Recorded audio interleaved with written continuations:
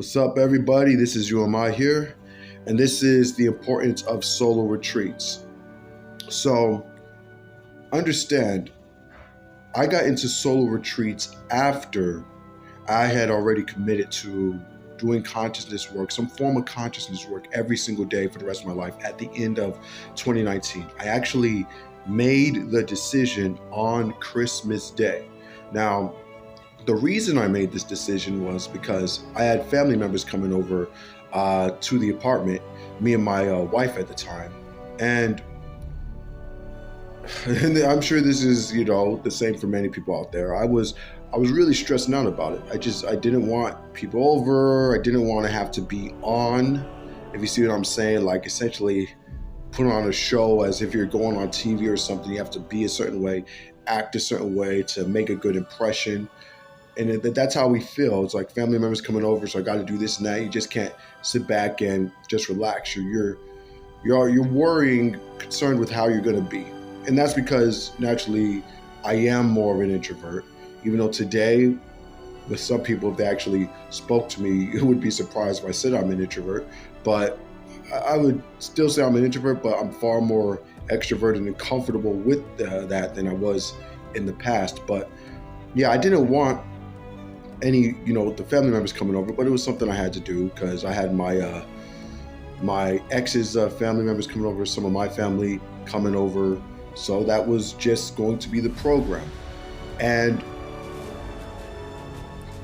this was not a new thing for me. So this has been something that had been the case with Thanksgiving. It had been the case with other holidays as well. I just didn't want to be around family or have them over.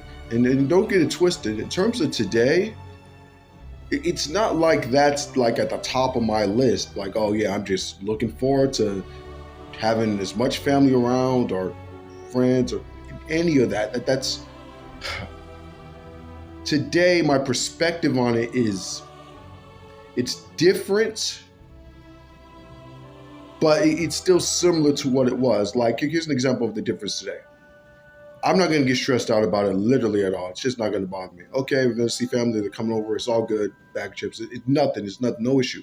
But still, it's still a show to a certain extent. Not on my part. It's a lot easier for me just to be how I want to be and not have to put on a show.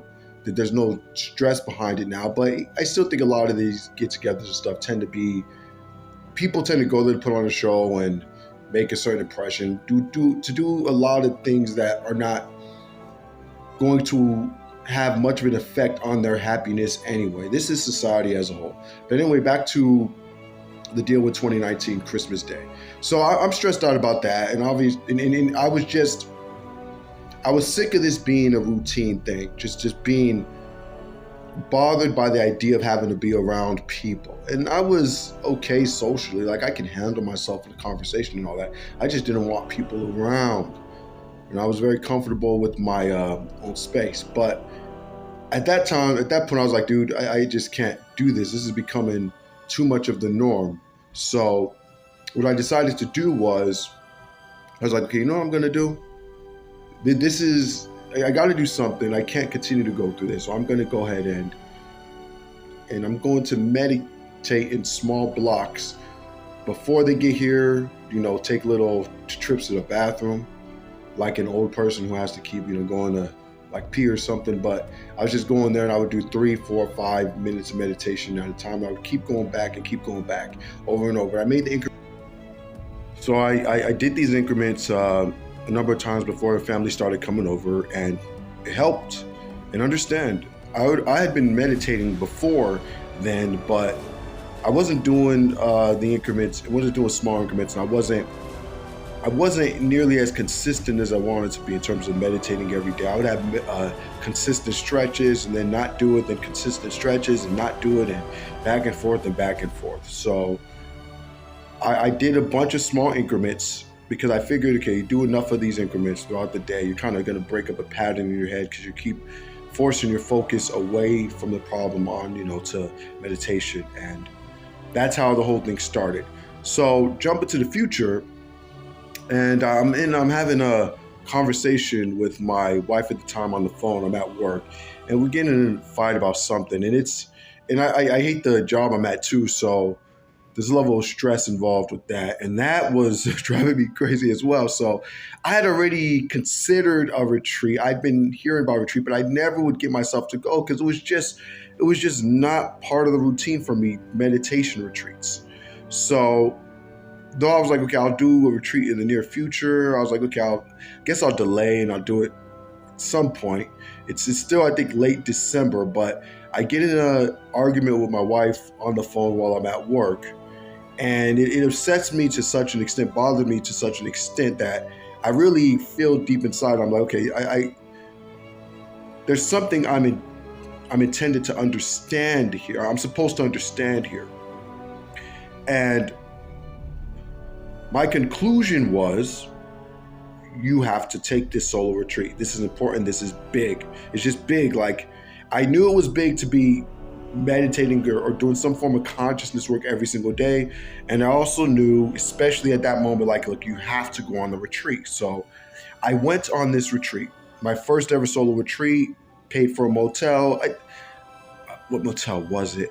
Don't remember. It was a decent motel. It wasn't anything special, but it was good. I went there, and man, I wasn't enthusiastic about it because it was just not the routine for me, despite me being an introvert. Going off to do a retreat, it's a motel that I hadn't been to before, just alone to meditate. That just was not the usual for me.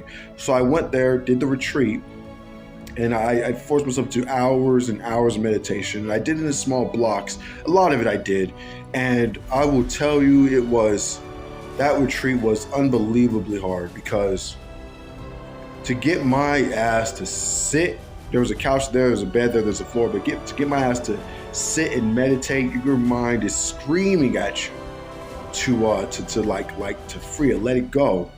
And I'm meditating and meditating. I go through all of that, and I'll get into more details on that in a future video. But the retreat ends, I go back home, and I'm putting on a show for the wife and the kids. Like, yeah, it was good, and this and that. But I would tell you, I felt drained and depressed and down and grumpy. And I was really effed up about it because I'm thinking, really, so this didn't have the effect I wanted it to have. And now I even feel more upset and bothered than before I did the retreat. So I'm lying about this to the family when I first get back. And, I'm drained and I take a nap. And it's a short nap. But when I wake up from this nap, yeah, I had changed. Even if it was just by the smallest degree, something had changed within me. I could literally feel it in my mind. My mind felt like there was literally less weight to it. Like something had just been cleared out. It just felt like there was less of a burden, like someone had removed some weight from my shoulders. It shocked me. It was just a little more clear, but it was very much in a fixed, permanent type of way. I could just feel it. I didn't need to go confirm this with anyone. I could feel it. Like, whoa.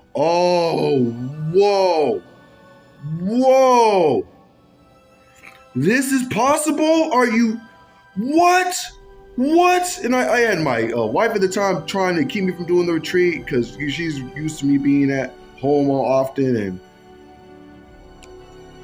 whoa, man. And this is something no one had been telling me about. The exception of videos I'd watched on YouTube. It was stunning how it affected my mind.